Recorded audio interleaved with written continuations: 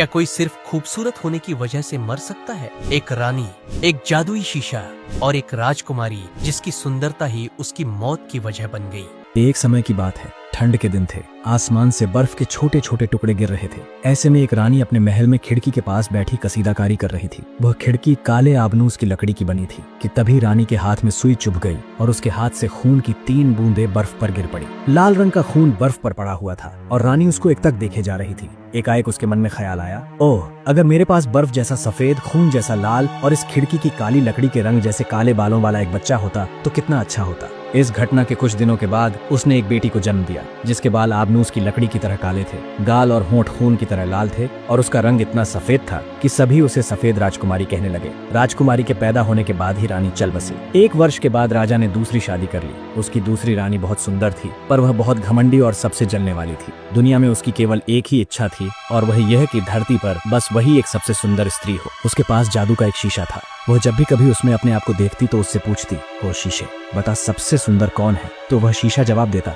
ओ रानी, तू ही इस धरती पर सबसे सुंदर है। इस जवाब को सुनकर रानी झूम उठती थी, क्योंकि वह जानती थी कि उसका यह शीशा उससे हमेशा सच बोलता है। समय निकलता चला गया और जैसे जैसे वह सफेद राजकुमारी बड़ी होती गई, वह और भी अधिक सुंदर होती गई। फिर एक समय ऐसा भी आया जब रानी ने अपने शीशे से पूछा, ओ शीशे, बता सबसे सुंदर कौन है?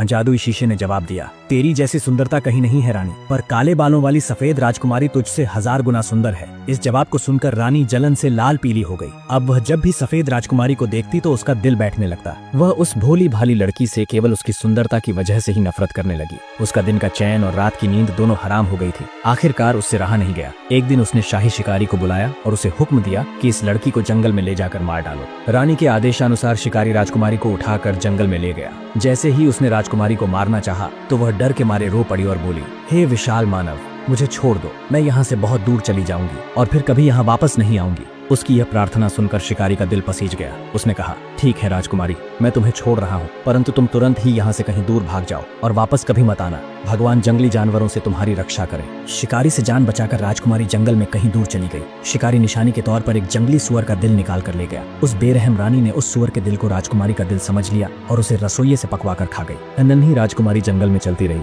वह कुछ नहीं जानती थी कि वह क्या कर रही है और कहाँ जा रही है। रास्ते में कंटीली झाड़ियां थी। चलते चलते उसको बहुत से जंगली जानवर भी मिले। वह उनसे डरी भी, लेकिन उन्होंने उसको कोई नुकसान नहीं पहुंचाया। राजकुमारी 7 ऊंची ऊंची पहाड़ियों को पार कर शाम को एक छोटी सी झोपड़ी के पास पहुंची। उस झोपड़ी का दरवाजा खुला था और वह उसके अंदर चली गई, परंतु अंदर कोई भी नहीं था। वह बहुत थकी हुई थी, इसलिए उसने आराम करने का विचार किया। अंदर जाकर उसने चारों तरफ देखा। वहाँ हर चीज बहुत छोटी थी मगर बहुत साफ और सुंदर थी। कमरे में एक तरफ एक मेज रखी थी जिस पर सफेद मेजपोश बिछा हुआ था। उस मेज पर 7 छोटी तश्तरी, 7 छोटे कांटे, 7 छोटी चम्मचें और 7 छोटे शराब के प्याले रखे थे। कमरे के दूसरी ओर 7 छोटे छोटे पलंग बिछे थे जिन पर दूध के समान सफेद चादरें बिछी हुई थी। राजकुमारी बहुत भूखी और प्यासी थी, इसलिए उसने हर तश्तरी से थोड़ी थोड़ी रोटी और सब्जी खाई और हर प्याले से एक एक घूंट शराब का पिया। थकान की वजह से राजकुमारी को नींद आने लगी। पहला पलंग उसके लिए बहुत सख्त था और दूसरा बहुत मुलायम, तीसरा बहुत छोटा था और चौथा बहुत तंग, 5वां बिल्कुल चौरस था और छठा बहुत गद्देदार, मगर 7वां पलंग उसके लिए बिल्कुल ठीक था,